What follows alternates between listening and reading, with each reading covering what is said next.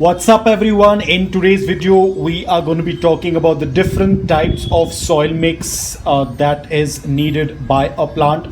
We cannot offer the same type of soil mix for all of the plants depending upon the type of plant, whether the plant needs a lot of moisture, less moisture, does it require the potting mix, etc. That's what we are going to be discussing in this video. Now of course I won't be talking about fertilizers because everyone has a very different approach of adding fertilizers, but in this video we are only going to be talking about the different types of soil mix that we have for different type of plants. So we are going to start with the first one, and this is our regular potting mix that we use for all of our plants, which is a mix of coco peat, garden soil and sand. We tend to mix all together and we make a potting mix that is going to be beneficial for most of our house plants. Now that includes coleus, syngoniums, philodendrons, aglaonemas, caladiums, flowering plants.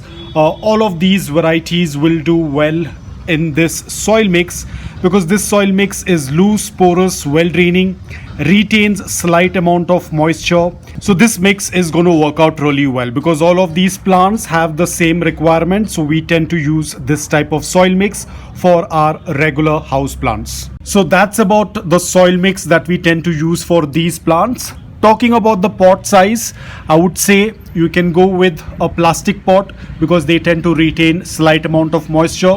You can even go with earthen pots, but the thing with earthen pots is that it tends to pull out the moisture from the soil, so you have to do a little bit more frequent watering. Plastic pots tend to work out really well. The size of the pots depends upon the size of the plant. I would always say start with the smaller pot. As and when the plant is getting root bound, you can then move to the next larger size of pot. But always start with the smaller pot. The second kind of mix that we are going to be talking about is for our succulents and cacti. Basically plants that do not like a lot of excess moisture in the soil. They prefer loose, porous, well-draining soil mix. At the same time, it tends to dry out fast.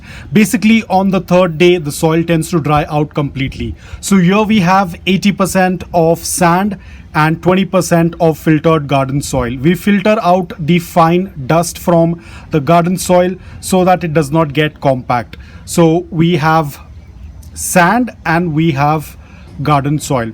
So this is going to work out really well for our succulents, cacti, any plants that don't like a lot of moisture. This kind of soil mix will work out really well. I do not add any fertilizers. It's up to you if you want to add. I don't use any fertilizers for my succulents and for my cacti, and you can see they are doing fantastic. So that's about the soil mix. Now talking about the pot size, I usually prefer to go with pot size that are within 3 inches. Most of my pots are 2 inches, like you can see over here. All of these succulents and cacti are in 2-inch pot. The smaller the pot, the much better. I would say the minimum pot, keep it around 2 inches. Max, if you want to go with the larger size of pot, 3 to 4 inches is more than enough. Do not go with a larger pot, especially if you have only one succulent in it. Talking about the type of growing media, this is for orchids. Now over here I have some coco coir, some leca and charcoal. This is the type of mix that I tend to use for my orchids because they are not going to do well in the regular potting mix that we use for our house plants, or we cannot use sand and garden soil that we tend to use for our succulents.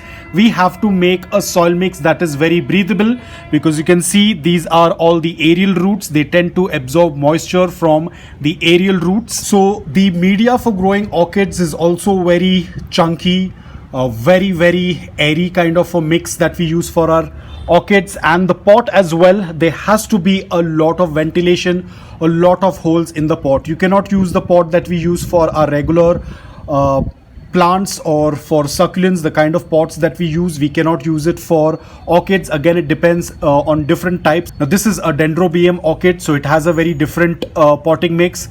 Ground orchids have a different potting mix. There are different types. Now this is a dendrobium, so I'm giving you the information on this particular orchid. The pots need to have a lot of hole. The media that we are using also should be somewhat like this. A lot of people also tend to use orchid bark. It's a little bit expensive. I go for something that's more economical and that can be easily found in the household. So this is about orchids. The last one that we have is just basic garden soil. What I prefer to do is I like to filter out the fine dust. Usually when I tend to filter out the garden soil, whatever is left behind, this mix is going to work out well for our lotus or for water lilies or for papyrus or horseshoe weed, any kind of aquatic plants, semi-submerged. It was going to work out really well. Mainly I grow water lilies, so I tend to use this soil for water lilies. There is nothing mixed in this soil. It's only the filtered garden soil. You can just use regular garden soil. You do not need to add sand or you do not need to add any coco peat. It has to be plain garden soil. This is going to work out really well for our water lilies. So as you can see, every plant has a very different need when it comes to the soil mix. You cannot use the same soil mix for all of the plants, otherwise the plants will die. You have to give or you have to make the soil mix according to the requirement of the plant. So that's about it. I hope that you liked this video. If you did, please hit the like button, and if you're new to my channel, please consider subscribing to it. Until then, take care, stay safe, and keep planting.